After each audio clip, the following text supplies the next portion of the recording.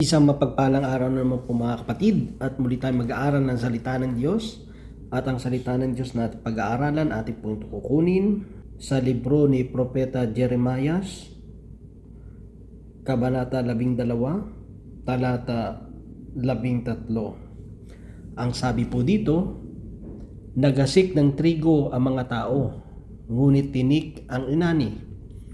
Subsob ang kanilang ulo sa paggawa, subalit wala silang natamong pakinabang.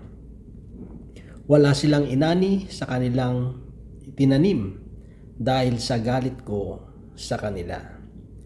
Mga kapatid, mga magulang, mga kaibigan, ito po ang salita ng Diyos. Ang papuri, ang pagsamba ay para lamang po sa Kanya. Itong ating binasa, ito po ay libro ni Propeta Jeremiah.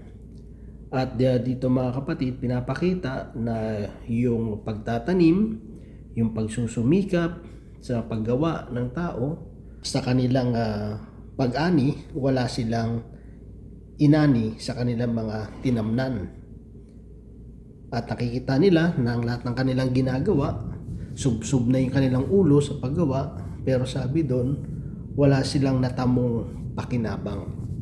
So ibig sabihin, lahat ng kanilang na ginagawa ay nasasayang at hindi nila mapakinabangan.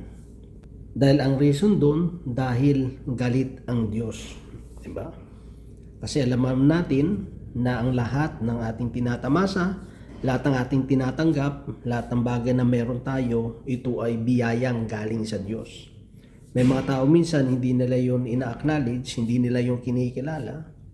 Kasi para sa kanila, nakamit nila yon dahil sa kanilang pagsusumikap, dahil sa kanilang ginagawa, sa kanilang pagsisipag, no? Sa kanilang diskarte. No? Nakikita naman natin mga kapatid, may part yun di ba? Pero ang kabuuhan yon, kahit sinasabi ng salita ng Diyos, na wala tayong tatanggapin maliban na ipagkaloob ito ng Diyos.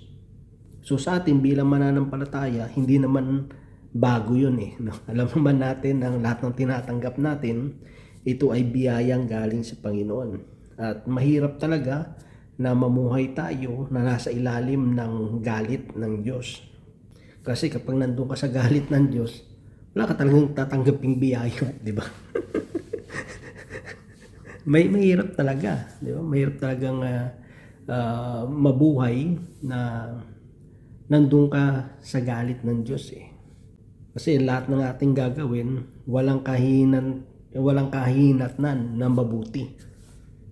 Kahit pa sabihin mo na guminawa yung buhay mo, sumikat ka, nakilala ka, pero yung mga bagay na yun, temporaryo lang No, in the end, makikita mo parang sayang lang din yung pagpapagal mo. No? Parang nagpagod ka lang. Pero yung makikita mo yung mga taong nanatiling sikat, na natiling maunlad yung kanilang pamumuhay, yung mga taong nanatiling sa kanilang katanyagan, sila kasi yung mga taong marunong tumanaw ng utang na loob. Sila yung mga taong marunong magpasalamat, di ba? Ibinabalik nila yung pagpapasalamat, siyempre una sa Diyos at dun din sa mga taong sumusuporta sa kanila. At the more na gumaganda yung buhay nila, the more na sila sumisikat, the more silang nagpapakumbaba.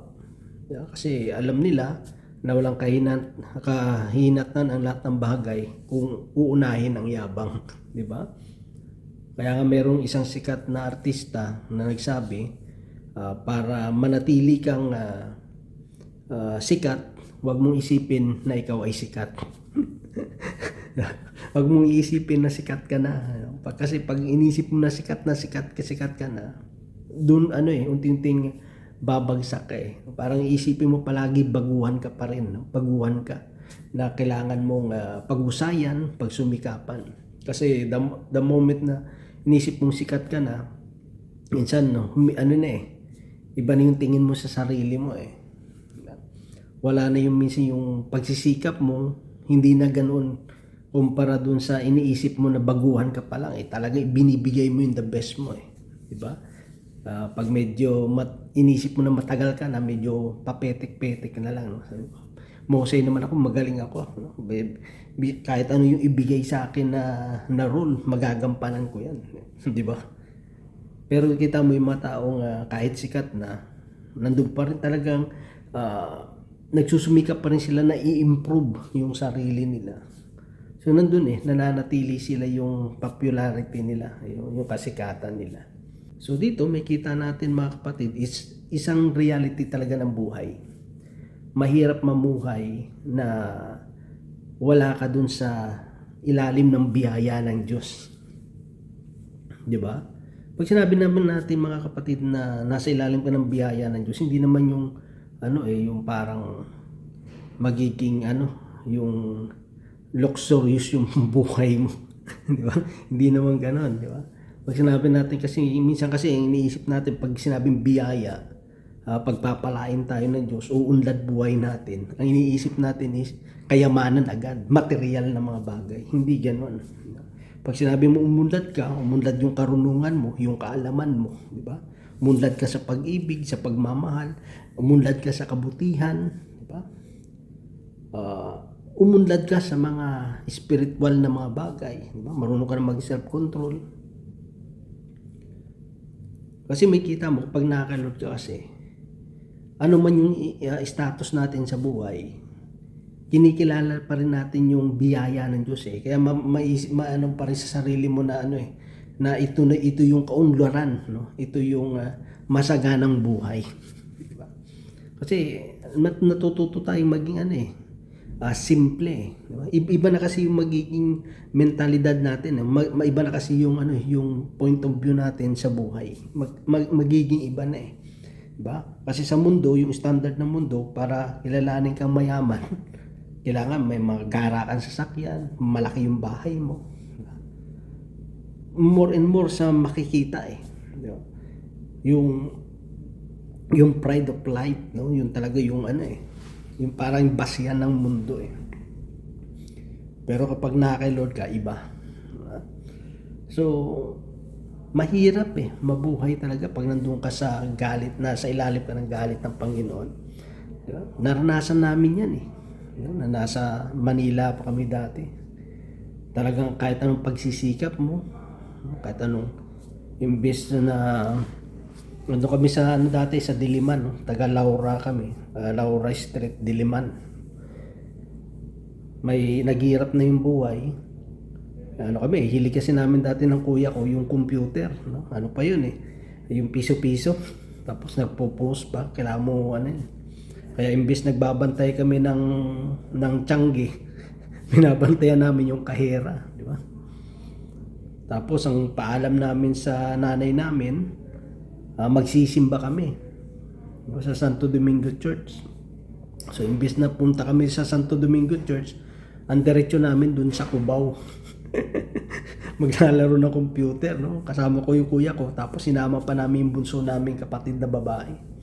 Nasabihan namin, huwag ka magsusumbong siyempre, nakonsensya yung kapatid namin babae nagsumbong kay mama, no? Parang 2 beses yata yun na nangyari, no? Yung paalam namin kada linggo magsisimba, pero may kita mo minsan parang niloloko mo na lang sarili mo. Sa totoo lang hindi naman natin pwede kasi lukuhin ng Diyos, hindi natin pwedeng dayain ng Diyos di ba? So talagang kahit ano yung pagsusumikap, kahit ano yung gawin mo, talagang lugmok pa rin talaga sa kahirapan, no? Kaya nga nagkautang-utang kami, no? 3 yung Bombay namin, dahil walang ibabayad dun sa unang Bombay, nangutang uli dun sa isang Bombay, ibabayad doon sa naunang Bombay, di ba? Kasi kada Bombay na yan, iba-iba grupo niyan. Kaya nga ngayon, nag-aaway sila di ba? Talaga Tapos siyempre, yung nakilala ng nanay ko si El Shaddai, yung iniisip ng kuya ko dati, na nakilala niya na yung si El Shaddai, ng nanay ko, is parang magic, di ba? Na parang, angat agad yung buhay. Pero hindi ganun di ba?